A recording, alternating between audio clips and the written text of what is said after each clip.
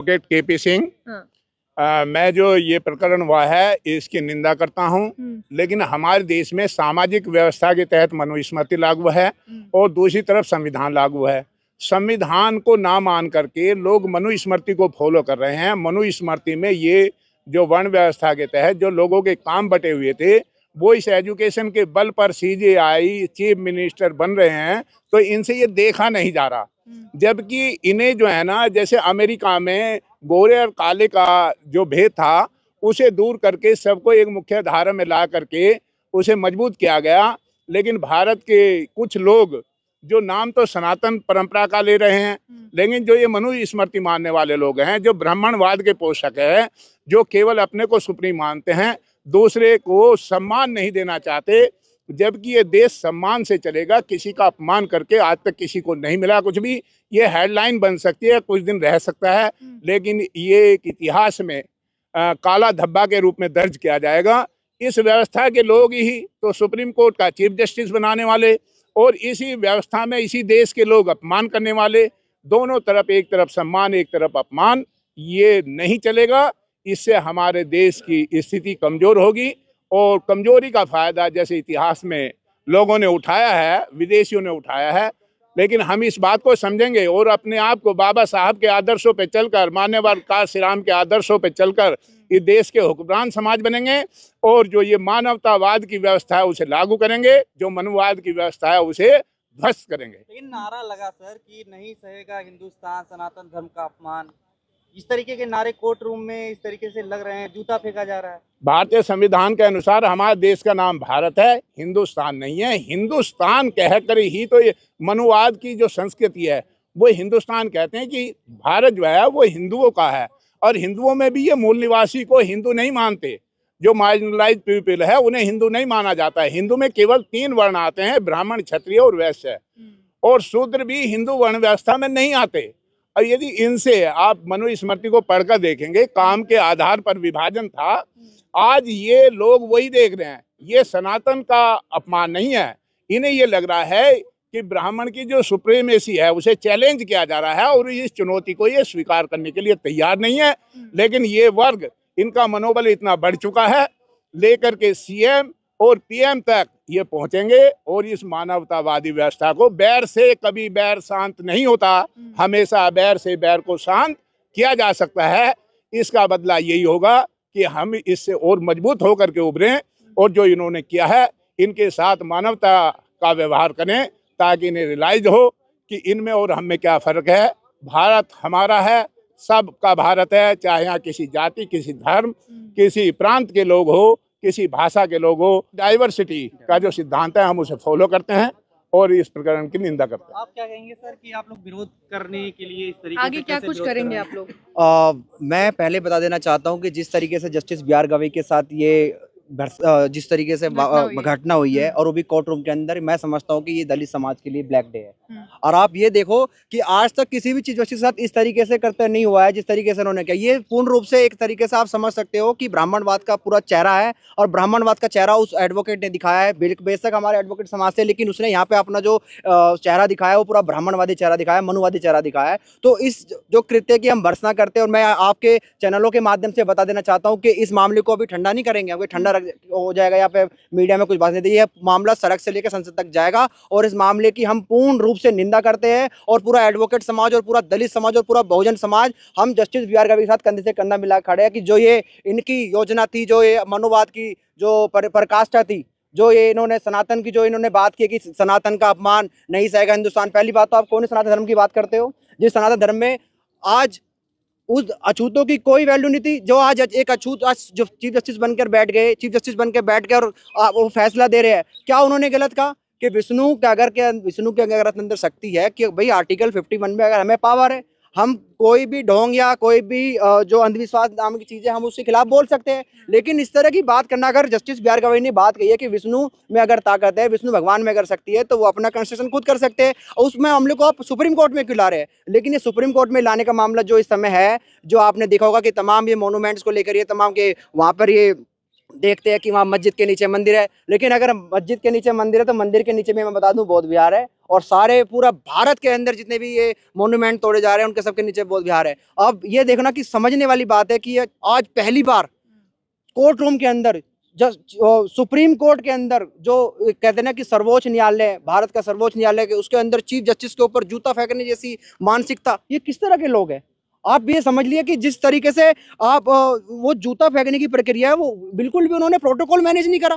Protocol अगर manage करते, अगर उनके अंदर ये भावना होती कि वो चीफ जस्टिस है, हम यहाँ पे प्रैक्टिस करते हैं, कोर्ट रूम के अंदर एक डेकोरम होता है बार और बेंच का, उन्होंने तो बिल्कुल नहीं समझा। यानी कि उसके पीछे कहीं ना कहीं मैं मानता हूँ कि पॉलिटिक्स है।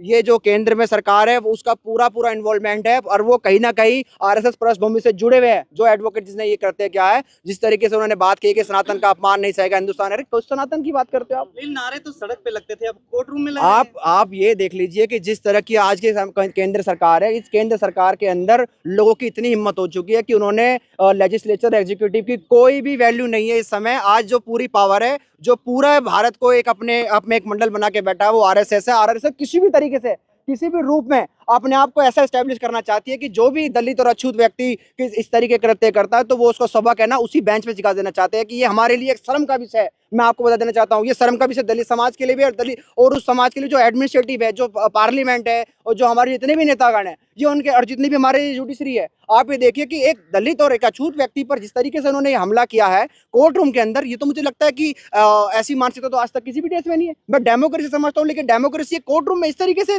बार और बेंच का ये रिलेशनशिप हो गया। धर्म का अपमान हुआ ना, लेकिन धर्म का अपमान हुआ है तो आप उनको किस तरीके का अपमान समझ रहे हो? आप, उन्होंने तो सीधी बात की, साइंटिफिक बात की है। जस्टिस बिहार गवई अगर साइंटिफिक बात करते हैं तो आपको लगता है कि धर्म का अपमान हो रहा है। ये धर्म का अपमान कैसे हुआ? ये तो साइंटिफिक बात करिए कि अगर विष्णु में अगर ताकत है तो विष्णु जी खुद उसका कंस्ट्रक्शन कर सकते हैं, वहां पे खुद अपनी पावर दिखा सकते हैं, तो उसमें कौन सा अपमान है? आर्टिकल 51 हमें पावर देता है, कॉन्स्टिट्यूशन में तो हमें पावर मिली है कि हम धर्म पाखंडवाद के खिलाफ क्लियर रूप से बोल सकते हैं। लेकिन जिस तरीके से ये जूता फेंकने की प्रक्रिया, ये तो मैं नहीं समझता कि ये किसी भी डेमोक्रेसी में सोशल मीडिया पे पहले उनको भर भर के ट्रोल किया गया, धमकियां दी गई, उनके जूतों के, उनके कपड़ों के प्राइस टैग दिखाए गए कि इतने के जूते पहनते हैं। पहले सब कुछ किया गया और उसके बाद जब ये चीजों से ऊपर, अब देखिए उन पर जूते फेंकने की कोशिश भी की गई। अब इसे कैसे देखते हैं? अब आप ये देखिए कि जो हमारे भारत के प्रधानमंत्री है वो ये कहते हैं कि मैं फकीर हूँ, मैं झोला उठा के ले चलूंगा, कि मेरा तो बचपन बहुत गरीब में बीता है। वो 10 लाख सूट पहन सकते हैं।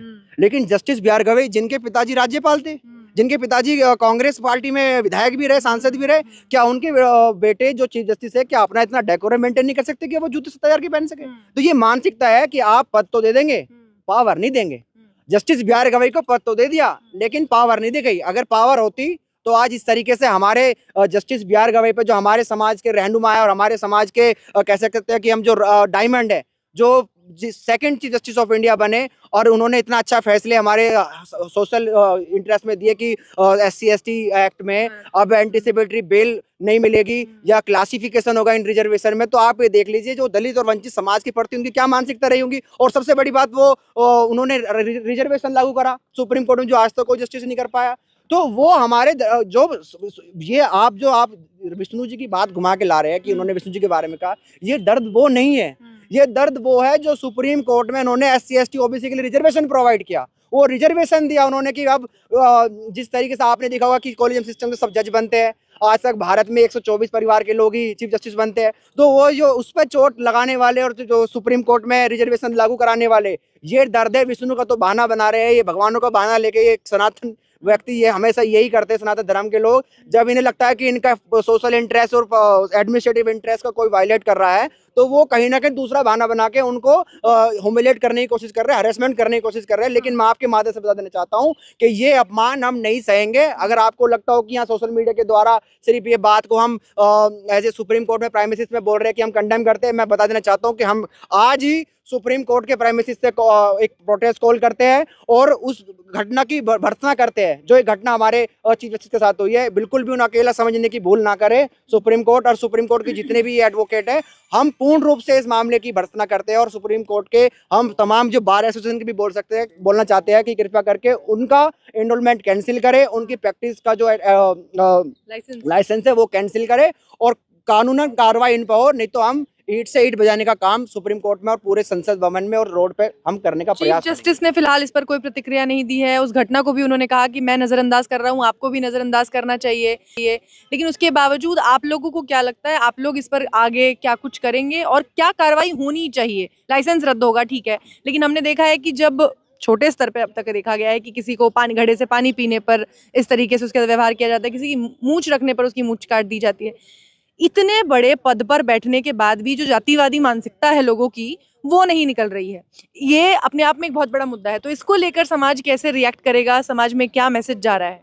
अभी तक जैसा आप बता रहे हैं कि उन्होंने किसी भी तरह की कोई प्रतिक्रिया नहीं दी है, तो मैं ये समझता हूँ कि जिस तरीके से जो जस्टिस बी आर गवई है, उनकी माता जी को अभी आरएसएस का इनविटेशन मिला था कि वो आरएसएस के 100 साल के प्रोग्राम में आए, लेकिन उन्होंने इस प्रोग्राम के लिए मना कर दिया। तो आप कहीं कहीं क्रोनोलॉजी नहीं समझ रहे इस मामले की। अच्छा, ये क्रोनोलॉजी यही है कि जब वहाँ पे रामनाथ कोविंद चले जाते हैं, रामनाथ कोविंद वहाँ बोलते हैं कि ये देश भारत के संविधान से चलेगा, मनुस्मृति से नहीं चलेगा। और जबकि आरएसएस को तो हमने देखा कि हमेशा वो तो मनुस्मृति की बात करते हैं, वो तो हमेशा बाबा साहब का कंडेम करते हैं और उन्होंने संविधान को प्रतिक्रिया जलाई।